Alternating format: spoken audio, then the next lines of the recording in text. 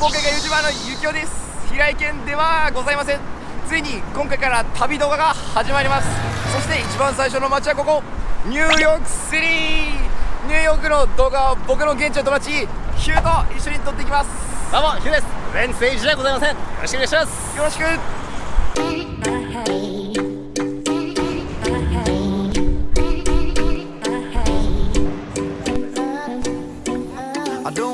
はい、皆さん、突然ですが、アメリカという国がいつ列強と呼ばれるようになったかご存知ですか？それは19世紀前半から20世紀前半の約100年間と言われています。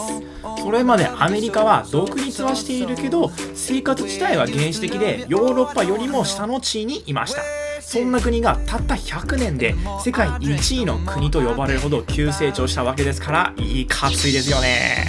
この時代何が起きたかというと、鉄道が全米をつなぎ、電球がマンハッタンの街を照らし、一般家庭にガソリン車が普及しました。まさに人類の生活が近代化したタイミングですね。このブルックリンブリッジもその時代の遺産の一つです。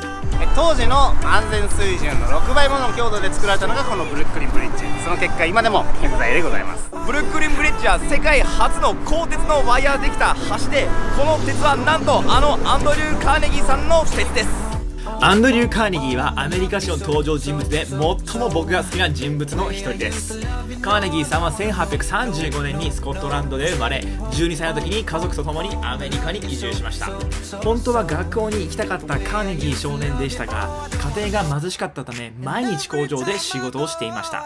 そのシフトは1日12時間週6日という鬼のスケジュール。カーネギー少年の人生が変わり始めたのは電報会社に勤め始めた頃です。電報会社には小さな図書館があったので、カーネギー少年は毎朝早めに出社してオフィスの掃除を終えた後、余った時間で他の子供たちと一緒に勉強することを日課にしていました。するとカーネギーさんはとんでもない才能を開花させます。なんとモールス信号を耳で聞き分けれるチートスキルを身につけてしまうのです。当時これができたのは全米でも1人か2人ほどと言われていて、まさに人間離れした特技でした。モールス信号とは音の長さでアルファベットを表記する通信信号だったのですが、忙しさのあまりカーネギーさんは耳だけで完全にメッセージを解読することができるようになってしまいました。これにより1年以内に電信技師に昇格し、ペンシルバニア鉄道の社長トーマス・アレクサンダー・スコットにスカウトされます。カーネギーさんはトーマス社長から経営の全てを教わり、24歳にはペンシルバニア鉄道の支配人に上り詰めていました。鉄道産業は当時のアメリカの経済基盤そのものでした。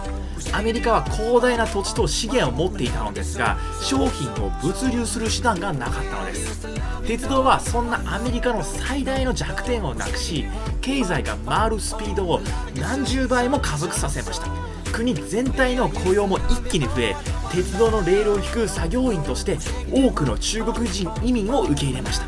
アメリカへ旅行するときによく見かける中国系アメリカ人たちはこの時代の移民たちの子孫なのです。こうして貧しい少年から一気に超エリートビジネスマンとなったカーネギーさんはまさにウハウハ状態でした。今で言うとオンラインサロンを開いちゃう系の人たちの仲間入りをしたわけですね。そんなある日、恩師のトーマスさんはミシシッピ川に橋を架けることが夢であることをカーネギーさんに話します。しかしセントルイスとイーストセントルイスの川幅は2000メートル近くもあるため、このような巨大な橋を建てれば橋は自分の重さに耐えきれず崩れ落ちてしまいます。そこでカーネギーさんは木材ではダメだが鉄鋼ならその重さに耐えきれるとひらめきます。当時鉄鋼はすでに発明されていましたが、量を生産することができなかったので、主に食器類やアクセサリー類などの小さなものしか使用されていませんでした。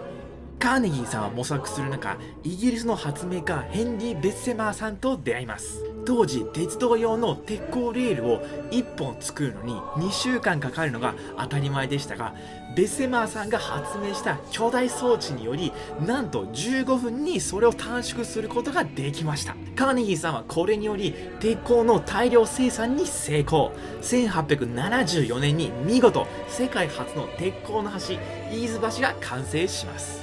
このニュースが国中を駆け巡り、全米から鉄鋼橋の発注がカーネギーさんに殺到します。こうして鉄鋼の魅力に取りつかれた人類は橋だけでなく建物も鉄鋼で作ろうとします。つまりは高速ビル。産業革命がピークを迎え、人々は田舎から仕事を求めて都会に密集して暮らすようになります。それにより土地代がぐっと跳ね上がってしまったため、カーネギーさんのところへ高層ビルやマンションを作ってほしいといった依頼がどんどん舞い込んできます。最終的にカーネギーさんの工場は1日に225トンの鉄鋼を生産することのできる全米1位の製鉄所になりました。カーネギーさんの鉄鋼は様々な州に運ばれ、マンハッタンのような高層ビル群が次々と建ちました。